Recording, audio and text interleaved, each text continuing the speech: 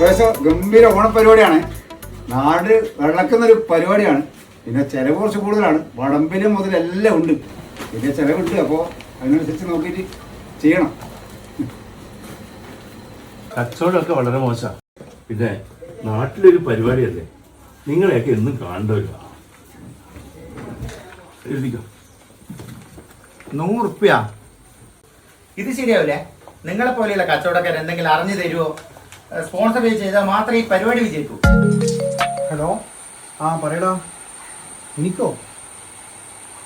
നിങ്ങൾക്കൊരു പാഴ്സൽ വന്നിട്ടുണ്ട് ആമസോണിൽ നിന്നാ. ആ കേടാ, അത് നമ്മുടെ പരിപാടിന്റെ ഒരു വളരെ ജേഴ്സി. ഓ, ജേഴ്സി അല്ലേ? ആടാ വന്നിട്ടുണ്ട്. അതൊന്ന് എടുത്തു വെക്കണേ. ആ വൈകുന്നേരം വരുമ്പോൾ വാങ്ങിക്കോളാം.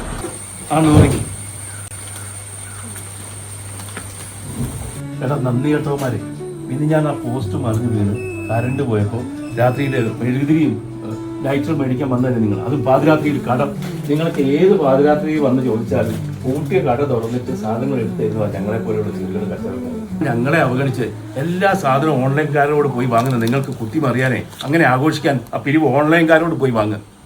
അല്ല